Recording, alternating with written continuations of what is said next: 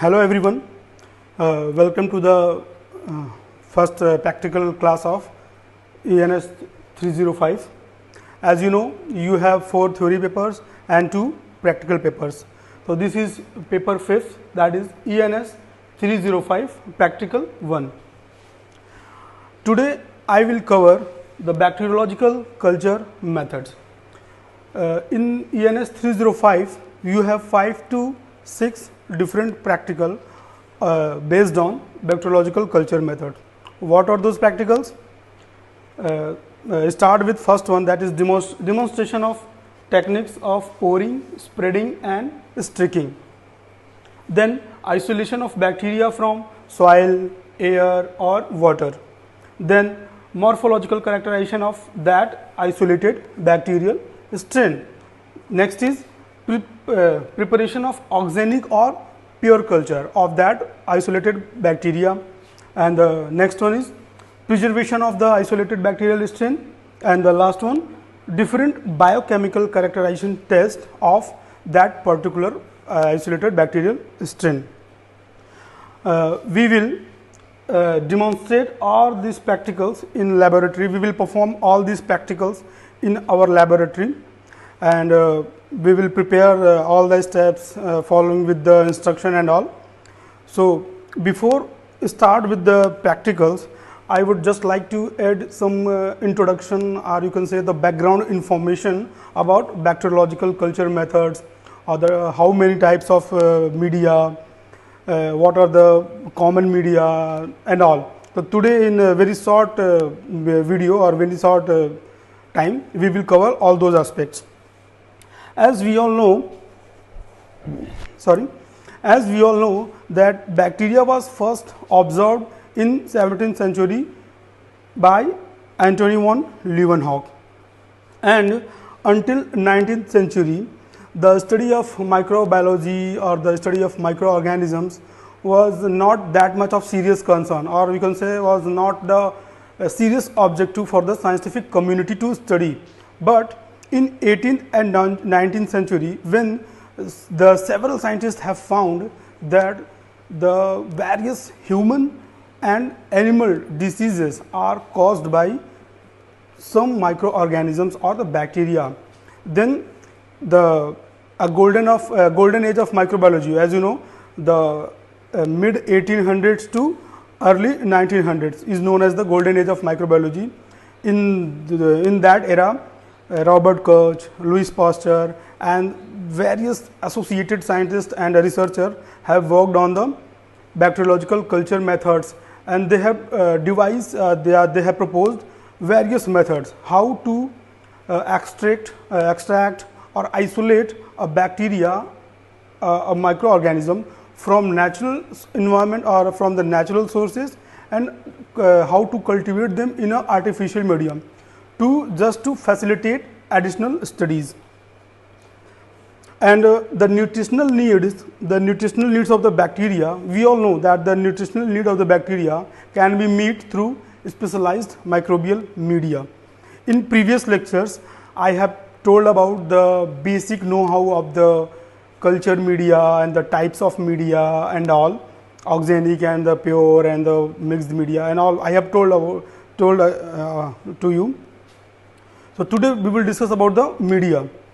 We know there are algal media, there are fungal media, but we will talk about only the bacteriological culture media.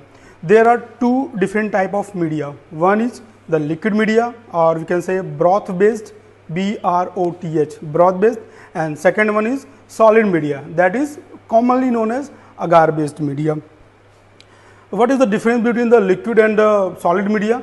In solid media, just we add a solidifying agent, that is agar. Then the first question comes in our mind, why we generally use agar. Sometimes some media we use gelatin also, but agar is the most common. Why? We know agar is a polysaccharide derived from the seaweed, that is belong to Rhodophyceae family, is preferred because it is an inert, non-nutritive substance, and the agar provide a solid base, a solid growth surface for the bacteria upon which the bacteria reproduce colonize and they just form the lumps of the cells just to increase their colony. Sorry. Today, bacteriological media formulations can be purchased from in powder form from the markets. I said there are two type of media, liquid media and solid media. There are some nutrition. In previous lecture, I have told about what are the nutrition required for a bacteria, a microorganism to grow, and what are the different sources of those nutrients or those essential elements. So we know in a media there are a composition, a specific composition A, B, C, D, E, F. There are different chemicals. So today in market there are available formulations of those media are available, but we can prepare those media by combination of different chemicals in our laboratory also. So when we come to the most common widely used very simple bacterial media, sorry, the one name came in our mind, that is nutrient agar media. We all familiar with the nutrient agar media. We know nutrient agar is a general purpose nutrient media used for the cultivation of microbes, supporting growth of a wide range of non-fastidious organisms. Nutrient agar is popular because it can grow a variety of types of bacteria and the fungi and contains many nutrients needed for the bacterial growth. If we talk about the composition of the nutrient agar, there are peptone, beef extract or yeast extracts, then agar, obviously it's a agar based media, then NaCl and water, distilled water, and we have to maintain the pH of that media. How much amount we need to use? I will provide you a PDF or a document in which the composition, the percentage or gram, weight, everything will be discussed there. For basic information, I am just add 5% peptone, 0.3% beef extract, 1.5% agar, 5% NaCl and distilled water. Peptone is a source of peptone is an enzymatic digestion animal protein, which is a highly source of organic nutrients for microorganisms. Then beef extract is a source of vitamins, carbohydrates, organic nutrients as well. Then agar, as you know, I have already told, is a solidifying agent. Then NaCl is a sodium chloride. Nutrient agar is NaCl is used to just maintain the salt concentration or salt medium of that media. And distilled water, we know all these powder are mixed into a distilled water in a fixed volume, and we just prepare our media. Then pH we have to maintain just 7.4 around pH. We have to adjust of that media, and we have to keep it at the 25 degree centigrade. If we talk about how we prepare the nutrient agar media, what are the steps? If we have a powdered form composition, fully mixed of composition, then we just need to add 28 gram of that nutrient media into 1 liter of distilled water. But if we don't have that powder form, matlab ready-made powder form, then we have to mix how much?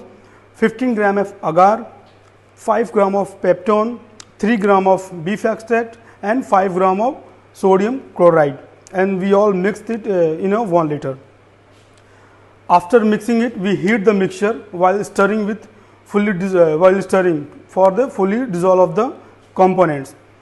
Then we will go to the autoclave. As we all know, we go to the autoclave for the further dissolution of that composition, and maintain the temperature of 121 degrees Celsius of that autoclave, that is the chamber, for 15 minutes at 15 psi. Once the nutrient agar has been autoclaved, allow it to cool but not to solidify. We have to just check the palm temperature. If that glassware or the conical flask is bearable to our palm, then we can pour it to the Petri plates. Then next is pour nutrient into agar into the plates and leave the plates on the sterile surface. Then next, this is the all about the preparation of nutrient agar. Then how a bacteria or how a microorganism grow in a culture.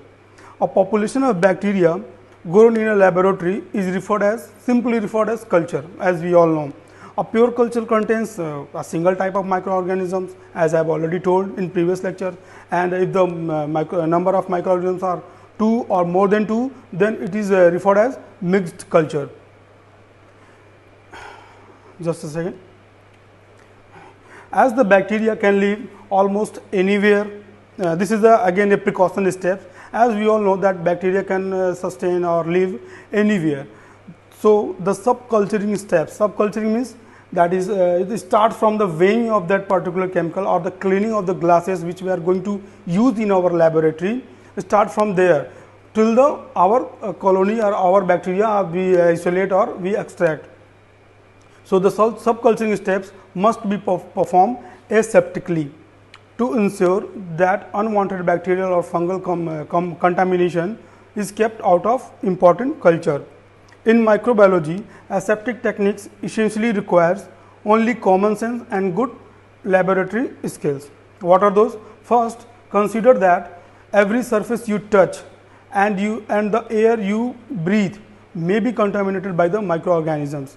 Then think about the steps you can take to minimize your exposure to unwanted invisible intruders. You should also thinking about how to prevent contamination of your bacterial cultures with bacteria from the surrounding environment, which includes you. We know we all perform these lectures, we all perform these practicals in a laminar bench or laminar flow, where we UV light, we have UV light, we just sterilized all the surface and all. To maintain an aseptic work environment, everything you work with should be initially free of microorganisms. Again same thing, we have to sterilize all the equipments, glassware, autoclave, we use of our hands, we sanitize everything just to avoid the burdens of the bioburden or the contamination of that particular media. So, these are the just a basic introduction of your class. In the next we will actually planning to prepare a virtual class of your practicals. So, we will perform each of these practicals one by one, and we will record the steps following with the instruction, and we will give it to you for your basic understanding and know-how of all these practicals. So, for today this is all. If you have anything, you can ask, we can discuss later. Thank you.